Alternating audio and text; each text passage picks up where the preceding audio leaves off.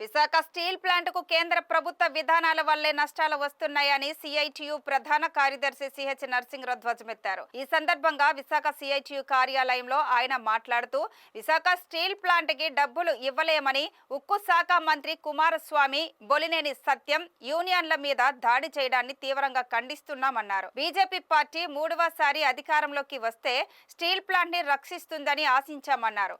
Private ఉక్కు company SR steel company 55,000 కోట్ల రూపాయలు బ్యాంకుల నుంచి అప్పు చేసి దివాలా తీసిందని ఆయన అన్నారు. గతంలో 30 సంవత్సరాల సొంత గనులు లేకుండానే విశాఖ స్టీల్ ప్లాంట్ నడిచిందని ఆయన గుర్తు చేశారు. విశాఖ స్టీల్ ప్లాంట్ ని ప్రైవేటు పరం చేయడాన్ని మేము వ్యతిరేకిస్తున్నామని నరసింహరావు చెప్పుకొచ్చారు. స్టీల్ ప్లాంట్ కి మేము డబ్బులు అడగడం లేదు, డబ్బులు కాదు. గత 40 మాసాల నుంచి అది ప్రైవేట్ చేయాల 100% అని బీజేపీ నిర్ణయించినప్పటి నుంచి దీనికి వ్యతిరేకమైనటువంటి చర్యలు తీసుకుంటుంది కేంద్ర ప్రభుత్వం, కేంద్ర బీజేపీ ప్రభుత్వం. అందువల్ల ఈరోజు సమస్యలన్నీ కూడా వచ్చాయి. బ్లాస్ట్ ఫర్నెస్లు ఎందుకు మూసారు? కోకోవెన్కి కోకింగ్ కోల్ రాకుండా అదానీ పోర్టు పక్కనే చేయడం వల్ల 3,000 కోట్ల నష్టం వచ్చిందని మేనేజ్మెంటు కేంద్ర ప్రభుత్వానికి లెటర్ పెట్టింది. కావాలని గోడ పక్కనే ఉన్నటువంటి కోకింగ్ కోల్ని రానివ్వకుండా అదానీ పోర్టు అడ్డుపడింది. వీటన్నిటిని ఎందుకు ఆపలేకపోయింది? రాష్ట్ర ప్రభుత్వం ఎప్పుడైనా ఈ 3 నెలల్లో జోక్యం చేసుకుందా? ఈ 3 నెలల్లో జరిగిన పరిణామాలు ఇవి.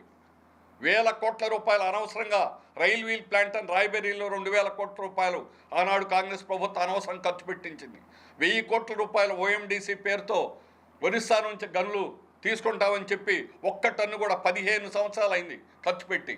ఈరోజు కూడా ఒక్క టన్ను కూడా లేదు. ఎంత బలహీనం చేయాలో 91 నుంచి ఇది ఉత్పత్తి అయిన దగ్గర నుంచి కూడా లిబరలైజేషన్ పాలసీ, ప్రైవేటైజేషన్ అనేది వచ్చాయి.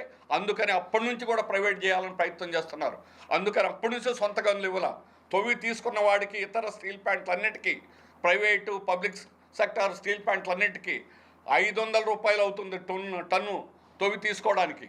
కానీ మనకు 5,690 రూపాయలు పెట్టుకున్నాం గత 3 నెలలు. ఒక్క టన్ను 10 రెట్లు పైగా 12 రెట్లు అదనంగా ఈరోజు ఖర్చు పెట్టినా కూడా స్టీల్ ప్లాంట్ ఇప్పటి వరకు నడిచింది.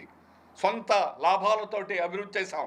58,000 కోట్ల రూపాయలు ఏ ప్రైవేట్ వాడైనా పన్ను చెల్లించాడని అడుగుతున్నాం. ఏ ప్రైవేట్ వాడైనా చెల్లించాడా? ఎవడు పన్నులు ఎగ్గొట్టే మార్గాలు ఏమిటో వాళ్ళకి తెలుసు. ప్రభుత్వం వాళ్ళకు ఊతం ఇస్తుందో. అందుకని ఏ ఒక్క ప్రైవేట్ వాడైనా ఛాలెంజ్ చేశారు. 58,000 కోట్ల రూపాయలు ఇంతకంటే ఉత్పత్తి చేసిన జిందాల్ 20 మిలియన్లు చేస్తున్నాం, మనం 5-6 మిలియన్లు చేస్తున్నాం. మనం ఇచ్చినటువంటి పన్నులు, డివిడెంట్లో ఎన్నో వంతు జిందాల్ ఇచ్చారని అడుగుతున్నాం. 5,000 మంది ఎస్సీ ఎస్టీ ఉద్యోగులు ఇచ్చారు. ఎవరికైనా చంద్రబాబు నాయుడు ఒక్కరికి ఇప్పించమనండి. దివిలో ఎస్సీ ఎస్టీకి ఉద్యోగాలు ఒక్కరికి ఇప్పించమనండి. ఏ ఫార్మా కంపెనీలు ఇస్తారు?